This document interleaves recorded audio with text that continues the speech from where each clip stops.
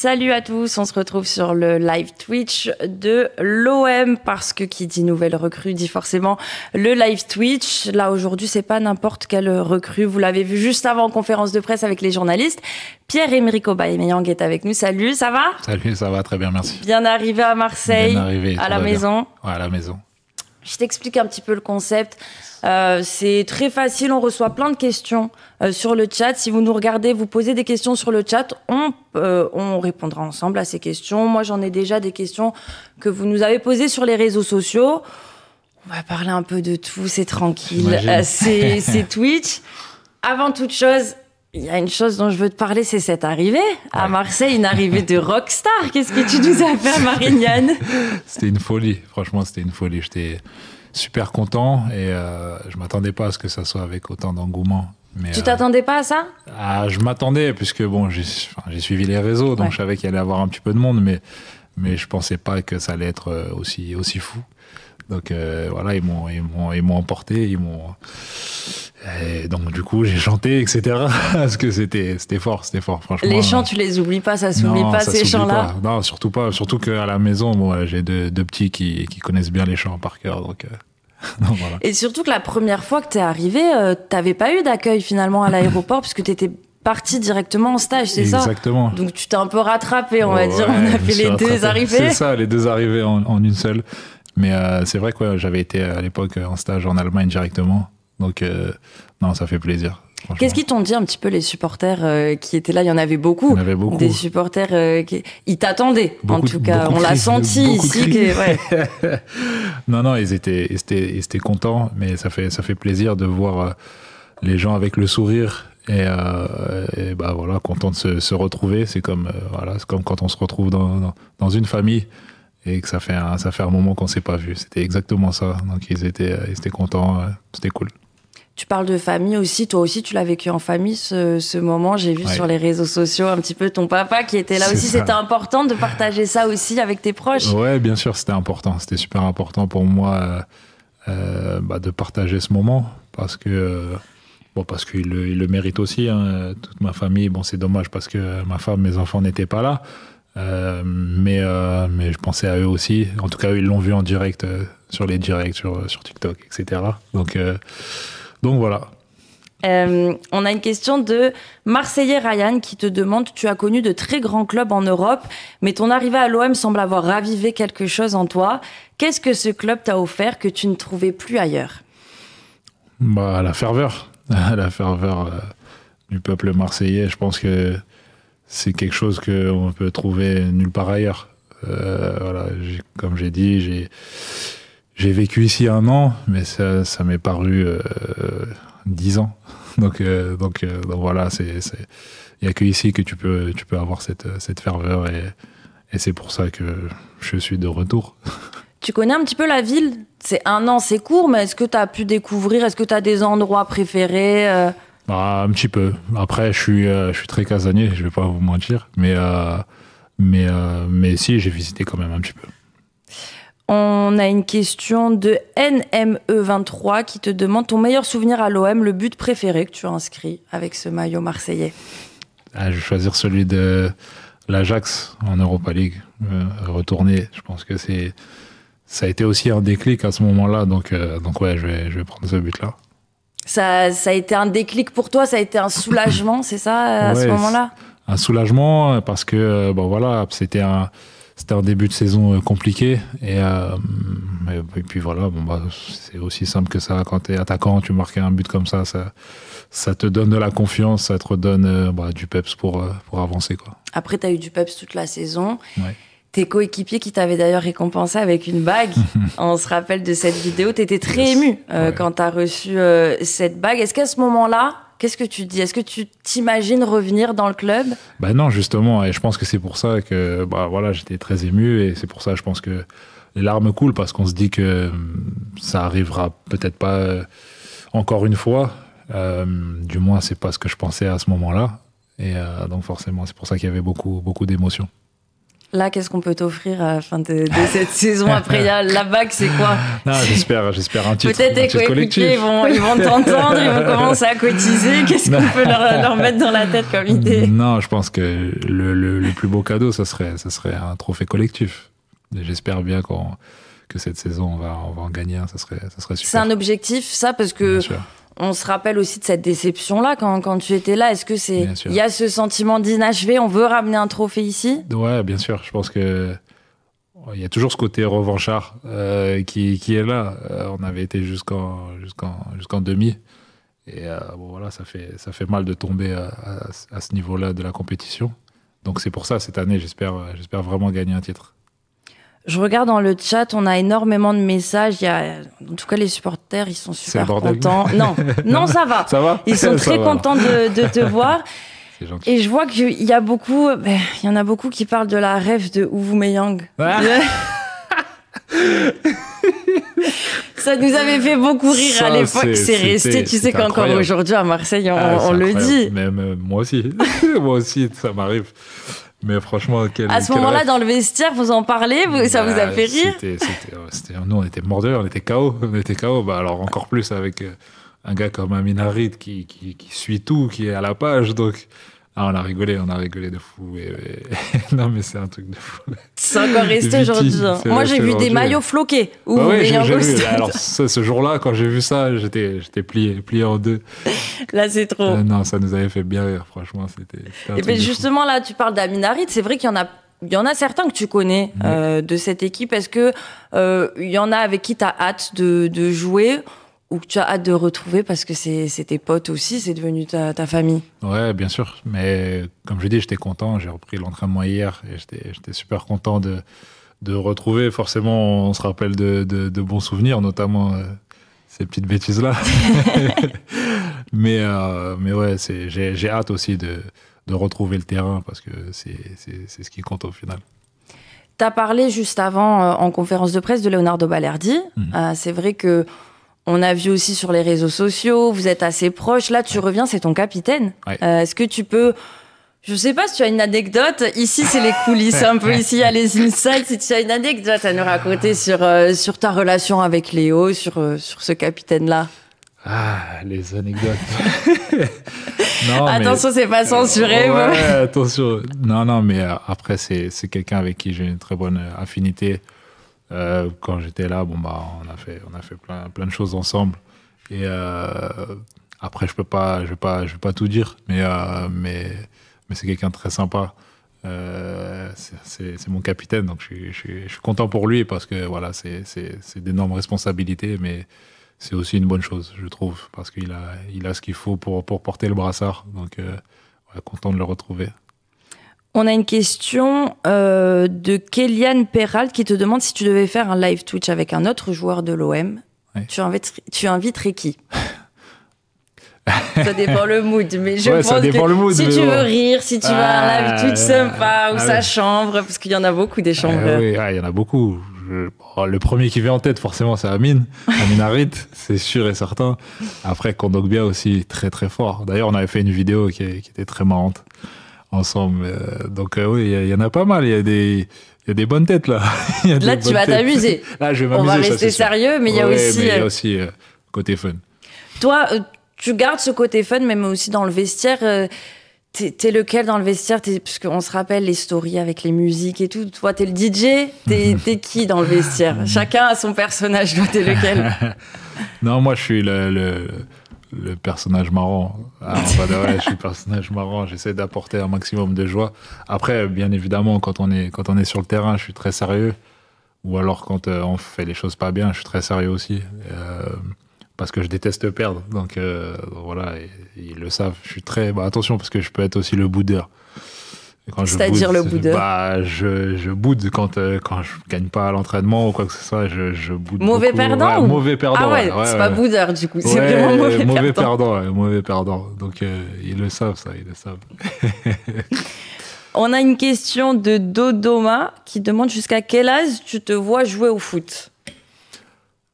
Sincèrement, vu comment je me sens en ce moment, je pense que ça ne sera pas tout de suite, même si je sais que je suis plus à la fin de ma carrière qu'au début, mais Mais pour l'instant, je me sens très bien. Et je pense que je jouerai jusqu'au jour où où je sens que j'apporte plus pour l'équipe où je serai, quoi.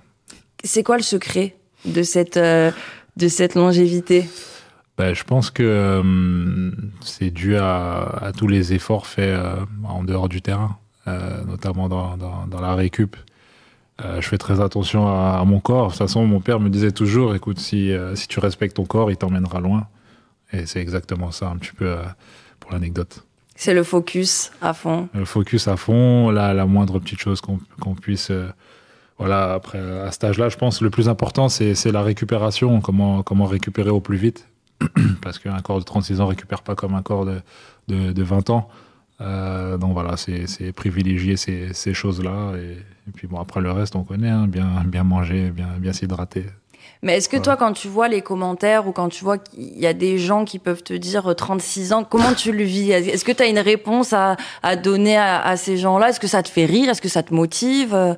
Ouais, ça me fait rire en fait parce que ça dépend des joueurs. On a l'impression que pour certains joueurs, c'est pas un problème, mais pour d'autres aussi. Apparemment, pour moi, plus de si que de non. Mais bon, moi, comme j'ai dit, c'est le terrain qui va répondre en fait à ma place. Moi, je sais de quoi je suis capable et surtout, comme j'ai dit, je me sens. Le plus important, c'est de se sentir bien dans la tête et bien sûr que le corps soit en forme. Après, les gens verront et puis voilà, tout simplement. La réponse, tu fais parler le terrain, c'est le terrain qui parle. C'est ça. C'est une belle réponse. Merci. On va parler un petit peu de ton retour au VEL, Yes. parce que tu parlais, je t'ai entendu parler aussi de l'ambiance qu'il y avait en Arabie Saoudite, qu'il y avait des stades qui étaient un peu plus vides que ce qu'on connaît en France et notamment au VEL. Hein.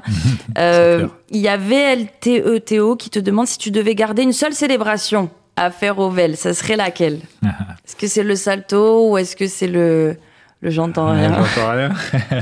Franchement, je sais pas, mais bon, apparemment, les supporters réclamaient à mon arrivée le salto, donc je pense que je vais garder le salto. Le salto, il n'y a pas d'âge pour le faire. Le salto, tu l'as gardé. Il n'y a pas d'âge, c'est là, on est en forme. Mais tu as hâte de retrouver ce vélodrome. J'ai Beaucoup hâte. demandent ça dans le chat, si tu as hâte de retrouver les supporters, de retrouver ce stade. J'ai hâte parce que voilà, j'avais mes habitudes, déjà juste en rentrant sur le terrain, de voir les tribunes, de voir les gens, de voir l'engouement qu'il y a. C'est quelque chose qui te donne de l'énergie quand tu es joueur de foot. Et ça, j'ai hâte de le retrouver. J'ai hâte de le retrouver parce que... Ça t'a manqué? Ça m'a manqué. Ah ouais, ça m'a manqué. Quand tu es joueur de foot, c'est quelque chose qui te pousse. Vraiment. C'est essentiel. Sincèrement, c'est vraiment une énergie en plus, c'est un boost en plus. Et c'est ce qui m'a permis parfois, je pense, à aller chercher plus loin et marquer même des buts à la dernière minute parce que il y a toute cette ferveur, il y a tout ce monde qui t'apporte cette énergie en plus en fait. J'ai une question là qui me fait rire. Allez. C'est Billy293 qui te demande: vas-tu arriver en quad à l'entraînement? Et comme je l'aurais dit, le quad est réparé, c'est bon, je suis arrivé. Alors pour le coup, t'as cherché, franchement, là t'as préparé une arrivée vraiment sur les réseaux sociaux, ça s'enflammait dans tous les sens. Ouais, c'était fou.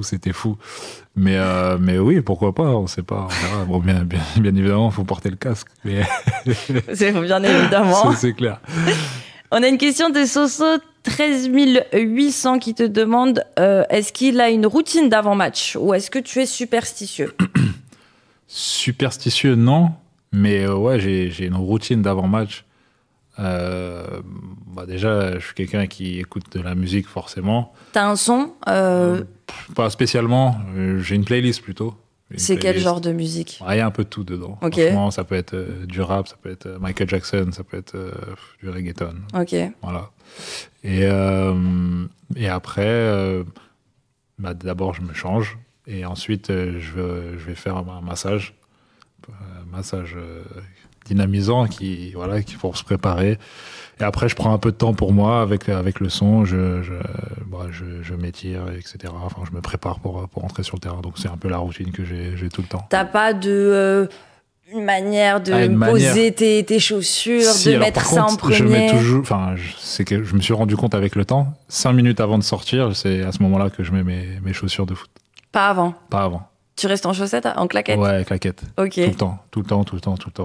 Mais c'est une habitude. C'est une habitude, ouais. en fait. C'est plus une habitude. C'est pas forcément une superstition, mais en fait, la routine est tellement, je sais pas comment dire, elle est tellement limite programmée. Enfin, ça s'est programmé dans mon cerveau Tu te rends même plus compte je me rends que même tu plus le fais, compte en que fait. ça fait, voilà. Et à chaque fois, je me retrouve, je regarde, 5 minutes, c'est bon, c'est là où je mets les chaussures. Donc voilà.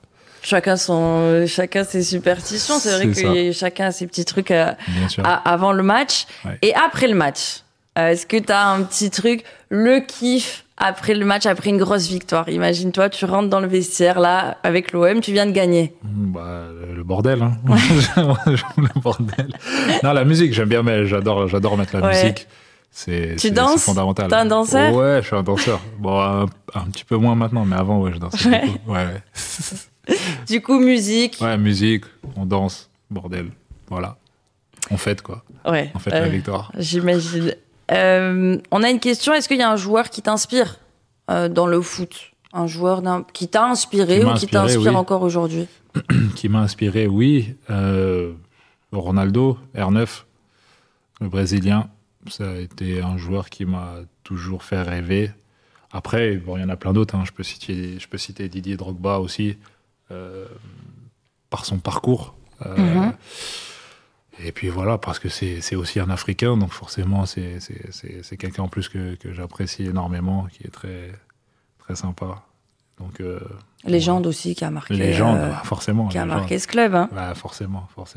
C'est quelqu'un qui a marqué les esprits et qui m'a inspiré, surtout pour mon chemin avec l'équipe du Gabon. Du moins, au moment où j'ai fait mon choix, il a été important aussi pour moi. T'as fait une bêtise tout à l'heure, je te l'ai dit, t'as parlé de Michael Jackson, du coup on nous dit dans le chat, tu sais faire le moonwalk, est-ce qu'on pourra voir un moonwalk sur la table du vestiaire? Allez, un jour, si on gagne un titre. Attention, ce qui se dit ici, c'est... Je sais bien, ça reste dans les... On a enregistré, là, on va l'enregistrer, on attendra ça toute la saison. Pas de problème, si on gagne un titre, je le ferai avec grand plaisir. Mais pour le coup, ça va, je me débrouille pas mal. On a une question de OM Barcelone qui te demande, tu as joué dans plusieurs clubs, tu as marqué dans plusieurs pays. Yes. Si tu devais rejouer un seul match de ta carrière pour revivre l'émotion, est-ce qu'il y en a un où là tu t'es dit, wow, je suis au max, je suis trop heureux? J'en ai deux même. Super, tu peux nous donner les deux. Le premier, c'est en équipe nationale. Ouais. On a joué un match... c'était à la CAN 2012. C'était une CAN qui se passait au Gabon. Et on a joué contre le Maroc. Bon, désolé pour tous mes amis marocains. Mais ça a été un match de folie. D'abord, ils mènent 1-0. Puis j'égalise. Et c'était l'une des premières fois où il y avait tellement de... Je sais pas comment l'expliquer. Il y avait tellement de joie dans le stade. C'était incroyable. Que je savais même pas quoi faire comme célébration. C'était la première fois de ma vie que je savais pas quoi faire comme célébration. Je courais, j'étais comme un fou. Trop d'émotions. Ouais, dans la minute qui suit, on remarque un but, donc on passe à 2-1. Et là, le stade explose. Derrière, on encaisse un penalty, 2-2. Et là, on se dit, pour se qualifier, va falloir gagner le dernier match absolument. C'était compliqué. Et puis, dernière minute, on obtient un coup franc et on le marque, et c'était la folie. Donc pour le coup, c'était un match de fou, d'autant plus que c'était à la maison. C'est ça, ouais. Et c'était incroyable. Franchement, j'avais l'impression vraiment que le stade allait tomber, parce que c'était abusé. Donc l'émotion, elle était vraiment à son max. Et là, dans le vestiaire, après un match comme ça, tu parlais de bordel tout à l'heure, dans le vestiaire, c'est... non, mais c'était vraiment le bordel pour le coup. Et si je dois en prendre un deuxième, en vrai, j'en ai pas mal, mais... Celui-là restera quand même, c'est ici, contre Benfica. Ah ouais? Ouais. C'était un truc de fou. Comment tu l'as vécu? Comment toi, les émotions? Les émotions, et puis même le ressenti au stade. On savait qu'on devait absolument gagner, du moins au moins marquer un but. Ouais. On a réussi à marquer, et là, je comprenais plus rien, j'étais en folie. Et après, les pénaltys, c'était... le stress total. Stress total, mais bon, perso, moi, j'étais tellement confiant. Et puis c'était... Non, Pourquoi t'étais confiant? Qu'est-ce qui t'a... Non, je savais, enfin, on pouvait pas... Pour moi, de base, et Amin Harid pourra vous le confirmer, j'avais dit au début de saison qu'on allait aller très loin, et limite, on allait gagner l'Europa League. Donc du coup, à chaque étape, il disait, mais Oba, mais vraiment, on va vraiment y aller. Donc c'est pour ça que j'avais cette confiance en moi de se dire, on va aller vraiment jusqu'au bout. Et c'est pour ça qu'à ce moment-là, je disais, non, c'est pas possible, on va les sauter. On va c'est gagner. aussi une des clés, j'imagine, de garder cette confiance-là et de se dire, on va y arriver en équipe. Et c'est aussi ça qui fait que certaines équipes, on ne croyait pas forcément en ces équipes-là, mais il y avait un truc de confiance. Bien sûr. Je pense que c'est important d'avoir toujours un message positif quand tu t'apprêtes à jouer une compétition comme celle-là. D'autant plus qu'on avait un groupe qui n'était pas facile. D'ailleurs, il y avait le coach qui était avec Brighton. Et c'était vraiment un groupe pas facile avec l'Ajax. Donc, je pense que voilà, dès qu'on a su sortir des poules, après, on s'est rendu compte qu'on pouvait aller loin dans cette compétition parce que tout est possible dans les compétitions européennes. Donc voilà, mais ça a été un match qui m'a marqué, en tout cas en termes d'émotion, parce que c'est le Vélodrome, tout simplement. Là, en plus, tu parles de compétition européenne, c'est la Ligue des Champions. Là, Là, j'imagine que ça aussi, ça t'a, comment dire, ça t'a aidé, entre guillemets, dans ton choix et ça t'a donné aussi envie de revenir. Forcément, je pense que c'est... de toute façon, comme je l'ai dit, c'est vrai que même s'il n'y avait pas ça, je pense que l'OM, ça reste l'OM. Mais c'est vrai que c'est un bonus énorme. Et la Ligue des Champions, quoi dire de plus que juste entendre la musique, déjà, juste ça, moi j'en ai des frissons. Donc voilà, franchement, j'ai hâte. On a une question d'ailleurs concernant cette Ligue des Champions. Si tu devais choisir un de tes anciens clubs, lequel aimerais-tu croiser en Ligue des Champions? Il y en a qui rêvent peut-être de te voir marquer au Camp Nou avec le maillot de l'OM. C'est vrai que ça serait pas mal. En soi, j'aurais pas de préférence. Mais c'est vrai que Barcelone, ça pourrait être sympa au Camp Nou. Le retour au Camp Nou, ça pourrait être incroyable. À Dortmund aussi, j'aimerais bien parce que je suis pas retourné depuis que je suis parti. Donc, pourquoi pas. Barcelone, j'ai vu aussi que dans plusieurs interviews, tu disais que ce passage à Barcelone, toi, il t'avait beaucoup marqué et que c'est quelque chose qui t'a forgé et qui t'a beaucoup aidé dans ta carrière. Ouais, ça m'a beaucoup aidé.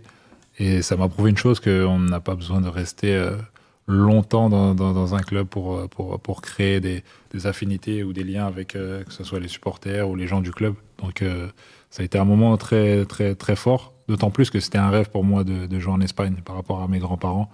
Donc voilà, c'était un super moment. On a une question de Titi 17 12 21 qui te demande en réponse à CR7, comment juges-tu le championnat français comparé au championnat saoudien?